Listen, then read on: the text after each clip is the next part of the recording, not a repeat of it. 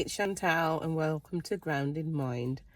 Again, I'm in the car and I think it's time for me to have a chat about why am I like this? Why are you like this? Believe it or not, I ask myself that question regularly. Why am I like this? Why do I have to constantly keep reassuring myself that I'm okay? Why do I have to keep telling my symptoms that, I'm fine? Why do I have to keep trying to figure out and finding things that will calm my symptoms? Why am I like this? Well, we're like this, and this is going to sound so irritating because it's just the way it's happened. A lot of people will get stressed in life and they'll be fine. They'll have like symptoms that come and go, whereas people like us, we have chronic symptoms, and it's to do with how our brains work. It's to do with how our neurons fire in our brain. It's to do it's to do with our past. It's to do with things that we've been through. It's to do with conscious things in front of us. It's to do with our subconscious, based on things that are triggering us from the past that we don't even know about. It's to do with fears and anxieties that we have in the current day. And all of these things have built up things in our minds, in our brains, that essentially create these symptoms to protect us. So we have a brain that is functioning incorrectly. It's functioning based off incorrect information. And what we have to do is basically assure our brains that we're okay. And then when our brains believe that, then our symptoms dissipate. And, it is a bit frustrating to have to say the same thing over and over again, but essentially this is what it is. Last week I wasn't very well. It wasn't to do with my VM. It was to do with my anemia. So I had really low iron, and I was quite upset with myself because I usually get that checked quite regularly, and I hadn't done, and I thought I was fine, but I basically wasn't. I'm anemic, and I fainted and was having heart palpitations, and I essentially thought I was having a heart attack.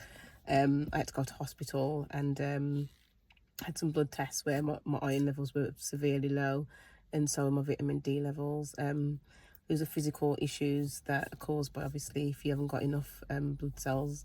If you haven't got enough iron in your blood, then your heart has to work quicker. And so I'm okay now. I'm absolutely fine, but it knocked me back a bit in terms of what I usually do, in terms of trying to ensure that I'm okay when my symptoms try to flare up.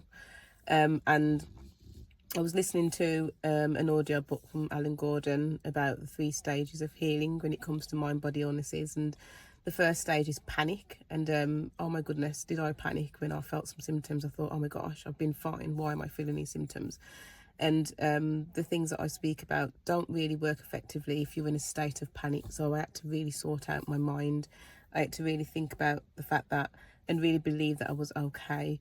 And so yeah, belief is the next thing. I really had to believe that these symptoms weren't anything scary. It wasn't to do with iron, it was to do with a scared brain. And the third thing to apply and to believe, I'm going to put the 3 stages in this comment because it's really important that when we have a setback, so when we feel okay and then all of a sudden bam, it comes back, we can, whether you follow the mind body practice or not, we do get into a panic stage. And I think the more that we reassure ourselves that we're okay, the more that we reassure ourselves that these aren't kind of like physical symptoms. It's not because we've got an issue with our brains or with our ears or with our eyes. It's essentially our brain which is upset and scared and trying to protect us, and the best way that it knows how to is by sending these signals to different parts of our bodies.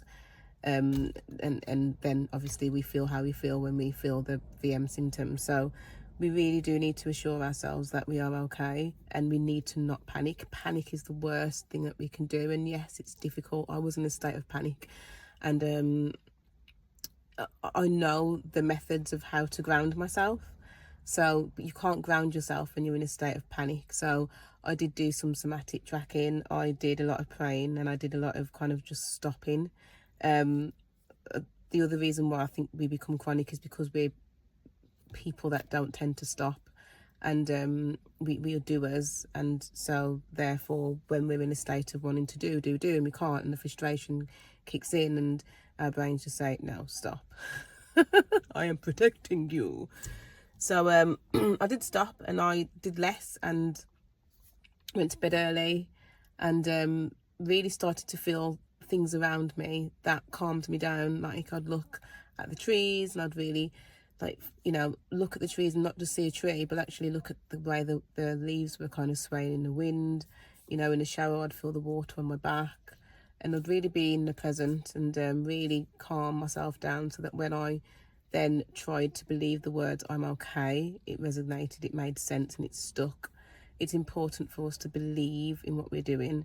It's very important. So yeah, tell yourself something time and time again, and your brain will latch onto that and it will become a reality. And so I just wanted to say today that yes, we are like this because we are. Is there a way out? Yes, there is. Don't take my word from it.